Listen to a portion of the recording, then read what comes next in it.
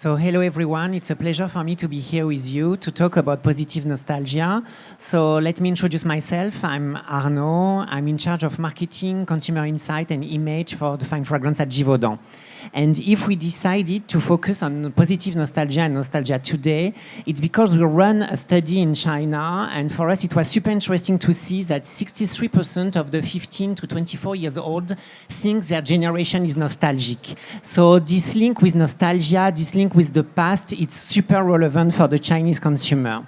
We all know that nostalgia can be a bittersweet emotion, but it can be also a very positive one. And this is something that we are really seeing on the social media here with this phrase that I will not pronounce. I'm sorry, because I know I don't speak Chinese, you know, but at the moment it's super trendy on all the social media. It's really this notion of beauty of the economic upswing. That means that in fact, you know, there is this nostalgic feeling about the Y2K area, the 20s, you know, area, where in fact everybody was having a momentum when economy was rising, when in fact it was the trend of the Chinese dream core, and where everybody was in fact really playing with these colorful, joyful, you know, codes when it was in fashion or in the fragrance part. So it's really interesting to see that this nostalgic trend is really, you know, happening now and blooming now. And we can see that also still on the social media, but also with brands really playing on this notion of nostalgia. For example, Nike, with the Zoom Vomero 5, they decided to really focus on a nostalgic communication campaign that worked really well, you know, and it was really interesting to see that, in fact, they were able to combine modern style with this kind of nostalgic and vintage feel. It's also interesting to see that nostalgia, particularly in China, is linked to this notion of craftsmanship, this notion of also, you know, being able to live outside of the city and embrace more cultural and rural ways of doing craft. And one of the most famous influencers all around the world that is really focusing on this area is Lee, and she even, you know, set a Guinness World Record for the most subscribers on the Chinese language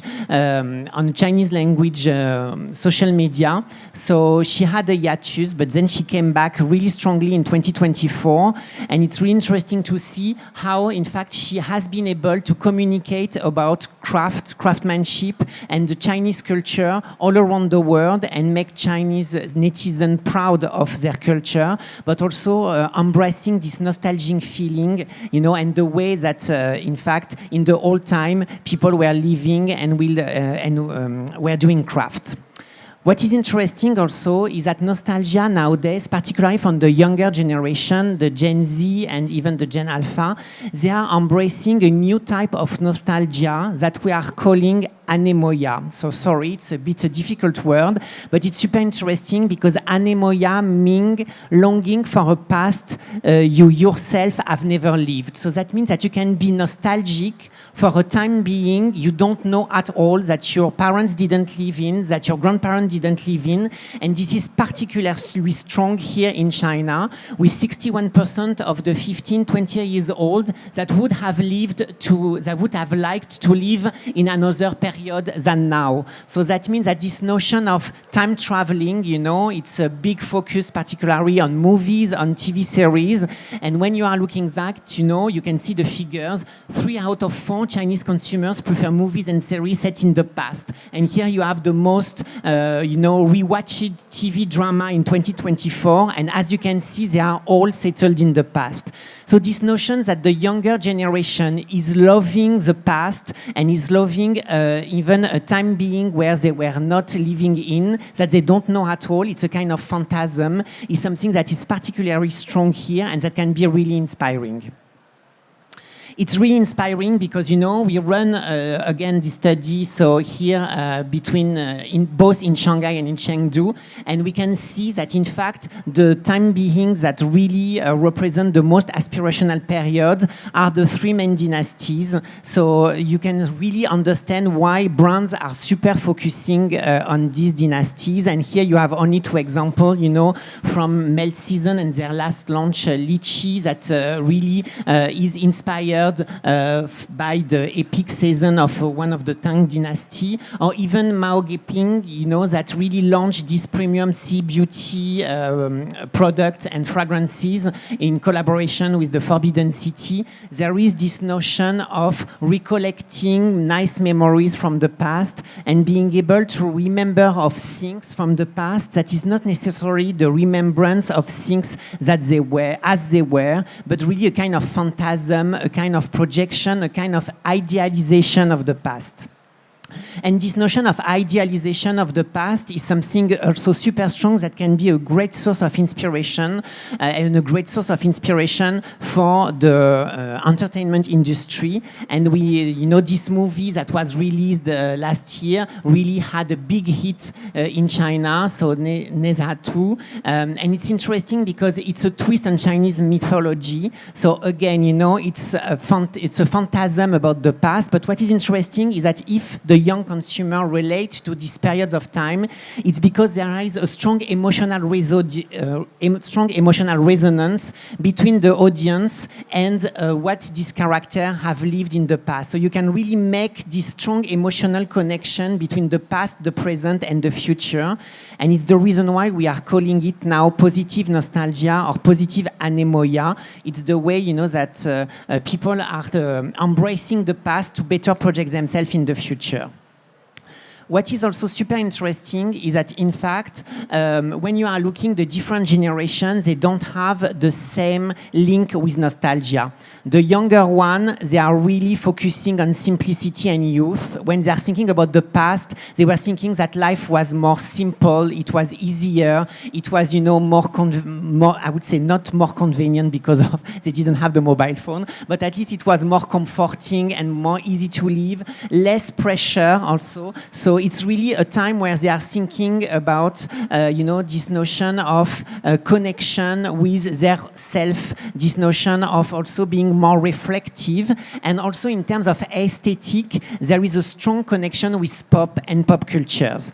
The millennials, the slightly older generation, in fact, for them, nostalgia is really linked to the notion of meaningful experiences. So it's really this idea of bittersweet emotions, and there is a strong cultural and personal significance because they are really dreaming about time that they lived when they were younger.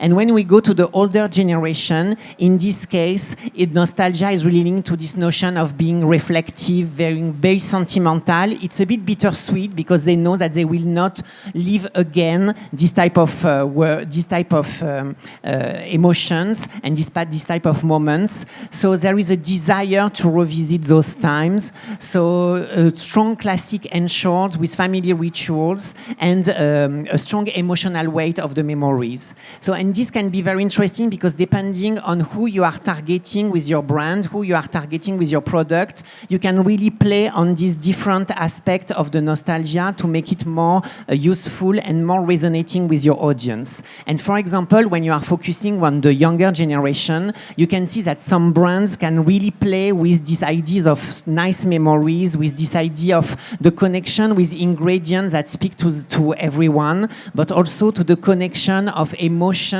that speak to the heart of the consumers. It's what made the success of Martin Margiela, and particularly, you know, the Lazy Sunday Morning, because, you know, it's really recalling this strong emotion of staying in bed a little longer or by the fireplace, you know, a comforting moment by the fire. But also, it's exactly what Jo Malone did with their last summer edition, with, you know, projecting yourself into a nice summer summer escape.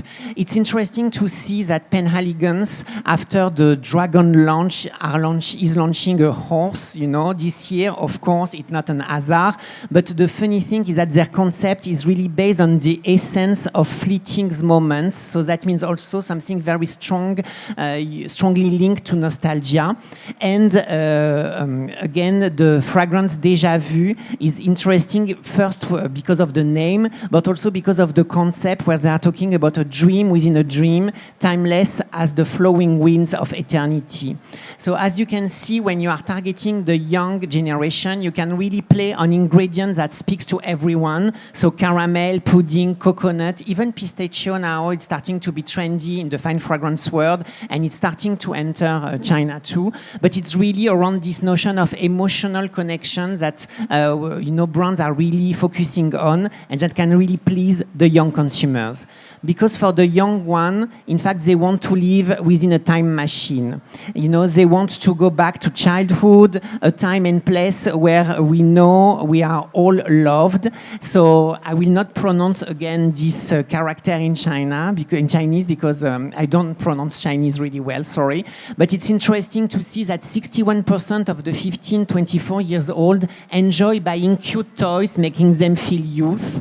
And you all know the crave about Labubu, all around the world. But it's not only about Labubus. You have different type of toys that are having a strong momentum. For example, also Sony Angel. What is interesting is that the Sony Angels, for example, they were launched first in Japan when there was a big economical crisis because people wanted to go back to their childhood and wanted to collect toys again to feel loved, secured, comforted. So the fact that the trend is back again is something super interesting because it's showing us the cycle of fashion, but also it's showing us that during economic difficulties, time, in fact, people really want to go back to this notion of comfort that they have when they were a child. And I really love also what Documents did with their last naive flanker when they were talking about the purity of the youth, the purity of the childhood,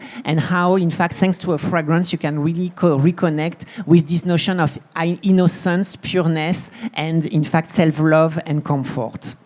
So this big trend, is going also into fashion. Of course, because of the Labubu crave, now Moina is also launching a Casing Loong collection that will be released in Shanghai first. So it's really showing how, in fact, China is a main target for this vintage and childhood link type of project. But it was also really interesting to see how, in fact,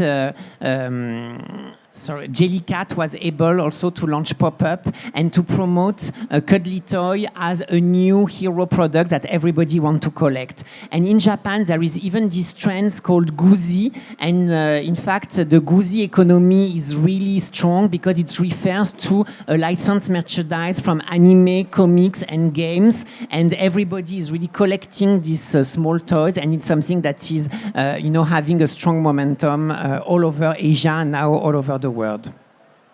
What is interesting is that when you are looking for Gen Z, they doesn't just feel nostalgia. They reinterpret and restage it. And this is something for us super interesting because sometimes when we are thinking about nostalgia from a brand concept, we want to reproduce exactly what was done in the past. And the idea is not to reproduce what was done in the past. The idea is to reinvent what has been done in the past and project it into another future. And it's exactly what Louis Vuitton did with the relaunch of the Murakami collection. They used Zendaya and they dressed her in a Y2K style, but the way that they reinvented the past and projected it into the future to make it more resonant with the present, it's exactly what the Gen Z are looking for. So something that is strongly emotional, but with a twist and something that is remixed, not a copy-paste from the past, something that is reinvented.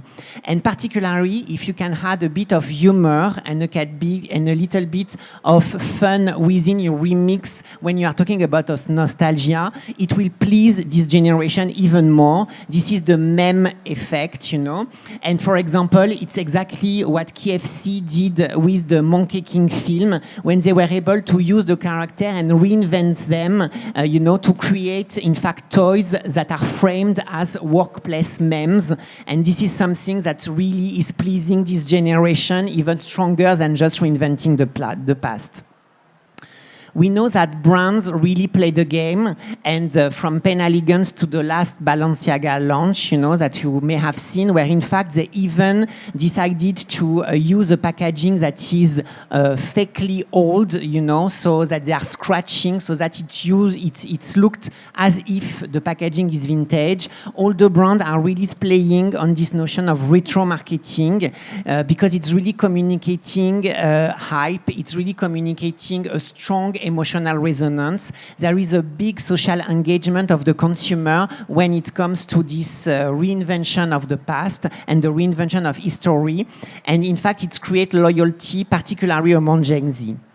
What is interesting is that nostalgia can really help as perfumers and as fragrance house to create, and it can be very interesting for the perfumers to think about this concept when they are creating future fragrances. Why? Because we know that for consumers, particularly here in China, fragrances can be a window to the past.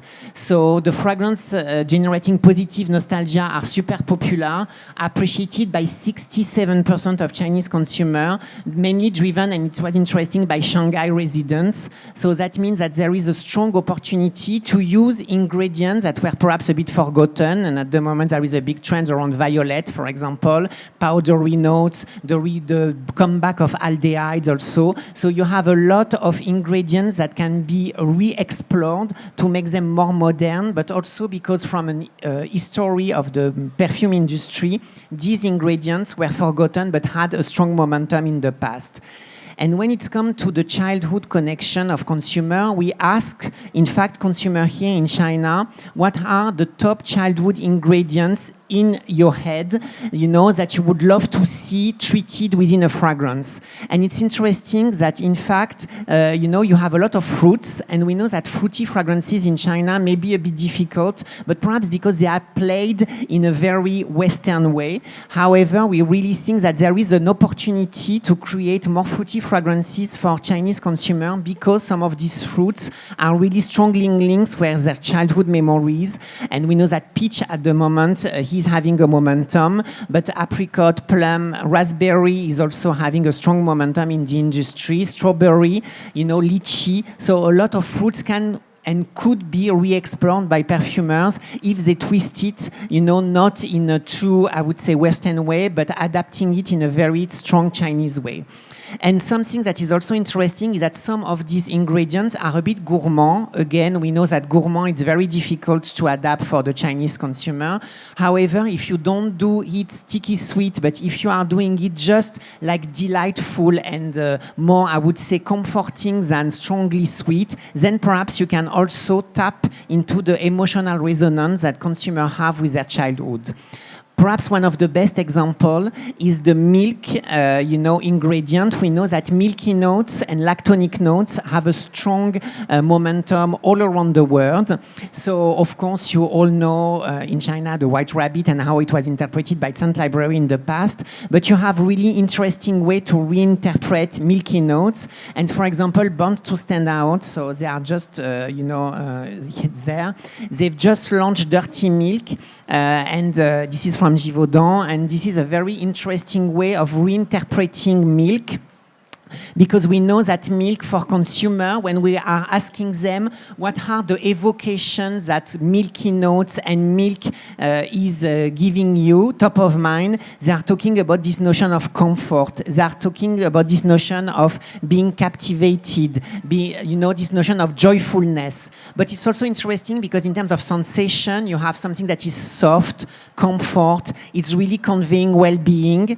And in terms of the feelings that they would have if they were wearing milky notes, they would feel relaxed. So it's interesting because here you can see and you can smell a very modern way of reinterpreting milk, because it's not the classical creamy, buttery, type of milk. It's really a milk note that is at the same time very white, very light, and with a strong contrast with a more woody background. And it's really this contrast between white and dark that is really making it interesting and that is making it very modern.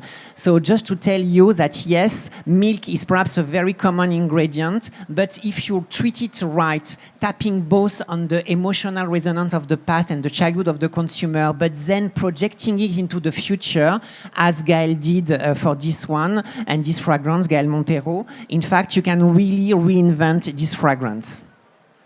Another ingredient that is interesting to look at is peach. As I told you, peach is having a momentum at the moment. And again, it's a way to tap within the emotional resonance of the past of the consumer here in China, because peach is really talking about joyfulness, comfort, and also it's a very captivating ingredient. However, when it's treated too fruity, it's also not something that is super interesting, so you have to really balance this notion of delightness and with a lot of softness. And the good thing is that, you can really play peachy notes around, well-being, putting you into good mood type of fragrance concept. And it's exactly what both on the international side, Guerlain with Pêche Mirage, and here in China, Naïve from Documents have played with, reinventing peach. For Pêche Mirage, in fact, Guerlain really wrapped the peach with a lot of musk. So it's really, really a musky skin feel like of peach, so not gourmand at all. And it's really playing around this idea of softness. And what I love with Naïve, it's that the way that Documents reinvented peach by treating it as a green peach, so something that is very delightful, but also joyful, captivating, fresher, and something that is really more, I would say, sparkling than the traditional peach. And the last example I wanted to give you about some ingredients that can inspire perfumer for the future while tapping within this positive nostalgia trend is raspberry. We know that raspberry at the moment is having a momentum thanks to Chance Eau Splendide from Chanel. And in fact, it's interesting because raspberry is really a joyful fruit. So this peach has been able to be reinvented. We really think that raspberry can be also reinvented for the future by playing around this notion of joyfulness, juiciness, but also, why not, a touch of comfort. And you could imagine mixing, for example, raspberry and milk, and not doing a strawberry milkshake, but a raspberry milkshake that will have the acidity of the raspberry to avoid the super sweetness of the fruit with the comfort of the milk. And this could be perhaps an interesting concept to pursue. We know that, milkiness here, thanks to the ice cream trends, the bubble tea trends, it's really huge. So again, adding some softness and musky background with a bit of wood and with this raspberry on top is definitely a direction that has to be pursued for China. So, in fact, as we've seen, some ingredient tapping into the memory of the past of the consumer can really help to create future fragrances. And vintage is really and strongly a big trend here everywhere, but now it starts to be a big trend here also in China. 1 out of 2 Chinese consumers is a fan of music that are not from their generation, and 68% of the 15 to 20 years old like to buy vintage clothes. Shanghai residents appear to be more interested, and we've seen, during the past 4 years that vintage shops are really blooming here in Shanghai. So it's a concept that is very interesting, because when you talk about vintage, you talk about high quality, but also you talk about, linking and creating, linking products with a strong history and a strong historical background. So it's exactly the same with fragrances, and you can really play on the revamp on vintage fragrance to appeal to the Gen Z. The vintage trends among Gen Z does not only concern fashion, but also fragrance, either be in the olfaction itself or advertising. And here you will see just quick TikTok videos talking about these trends.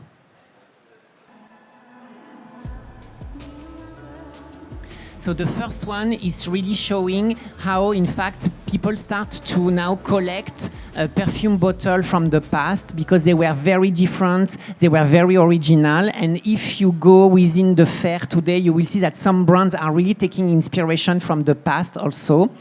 The second one is interesting because you are seeing a woman who is trying old fragrances, and that can be surprising, you know, and she will rate these old fragrances. So the first one is an Elizabeth Taylor fragrance, and she said, oh, it smells really like Elizabeth Taylor. Some of them are super deceptive. And there is also a rediscover of some old classic like Shalimar, for example. And within the third one, she's really showcasing some of the classic fragrances that you can still purchase nowadays, that have been reinvented through times, but that are still strong inspiration for our industry, from Chanel No. 5 to Shalimar to Miss Dior, and some that totally disappeared, you know, but you can still find on vintage stores. So this notion of vintage is really interesting, and a lot of brands are playing within this vintage vibe and this vintage feel. So today within the fair, you have Le Jardin Retrouvé, who is exhibiting and whose history is really linked to this notion of positive nostalgia. But you also have LT Piver, who is also exhibiting. So, and a lot of brands are relaunched, you know, really focusing into this idea that vintage can be the new trends and the new future. So Bien Aimé is a very nice brand from Paris. Orsay has been also relaunched, but you have a lot of ones that are being revived by a generation of enthusiasts. A lot of young owners want to buy these brands that disappeared and relaunch them. Hourigan just reopened a store in Paris. So it's really how, in fact, they are bringing up to date all these brands with refined fragrances, combining nostalgic pleasures with technical modernity, because all these brands are also launching new products with the new way of doing fragrances. And in China, the trend can be also seen here, you know. So either by Fuge, you know, who launched a retro-inspired scent, and they are exhibiting today, or La Pote, you know, and Jasmine Liu created a lot of fragrance for them. And the way that they are, you know, distilling, in fact, this vintage vibe within their store, the shape of the bottle, even some of the ingredients that Jasmine used, you know, so playing on one, a lot of orris, you know, that is also a very powdery note, or another one that is also really nice, you know, remembering of, I would say, vintage signature, is really the signal that this type of trend can really work well. And the last one that I wanted to highlight, and this is the one that you are smelling right now, it's from Document also. And in fact, you know, for their last season, they really rooted the season in the traditional Chinese art of incense blending. So here you are smelling tongue, and we can really see how, in fact, incense smells can be reinvented also, playing on the strong memory and the strong cues from the past and projecting them into the future. It's what we are calling olfactive nostalgia. And olfactive nostalgia is interesting because, in fact, we really think that for the younger consumer and for a lot of Gen Zs, future can be, in fact, interesting if it's anchored into the past. A lot of brands are in search of, you know, stories. They are in search of legitimacy, and ensuring as a brand yourself into the past is really a way to work around culture, around tradition, and also around, from an olfactive point of view, strong accords that perhaps disappeared and that the young generation want to rediscover because they are really craving for history. So, for example, soft, fresh florals, delicate rosy violet notes, opulent white flowers. These are only 3 trends that are coming from the past that can be reinvented. If you go to the Givaudan booth at the entrance of the fair, you will be able to see the haute parfumerie exhibition with some old fragrances and vintage fragrances that are exhibited, and you will smell them and perhaps rediscover some olfactive families that have disappeared into the modern perfumery that is all about either gourmand or fruits or woods. And perhaps it's time also to rediscover some families that disappeared. And we know that, particularly for Gen Z, this notion of delicate top note with green, powdery, breathing floral sea, this idea of light petal floral art, the strong musk blonde woods background, and perhaps a neo-creaminess can be, in fact, played to really generate a new sensation of comforting harmony by blending the past, the present, and the future. So as a conclusion, we want to say that when it comes to positive nostalgia, it's great to see it as a strong trend, global, but also resonating strongly with Chinese consumer. It's interesting to see that nostalgia is a powerful bridge between memory and modernity. It's the reason why we are always saying don't just copy-paste the past to create the future, but reinterpret it. Because when Gen Z love nostalgic and vintage brands or products, it's because, you know, these brands have been able to really redefine themselves to create new iconic moments, new iconic products. The Gen Z, they crave authenticity, yet they embrace reinvention. So it's the reason why, as perfumer and as brand, we have to evolve and not only replay. So it's this notion of reinterpreting with relevance that is at the heart and that will be key for the future of the brands and some fragrances that can be launched on the market. So let's take nostalgia boldly into the future, because as we all say, you know, and this is an example of a nice girl that is twisting an Apple Watch into a nice old-fashioned mini games, you know. So you can see how this generation is really mixing the past and the future.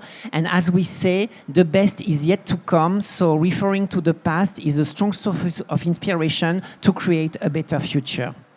Thank you.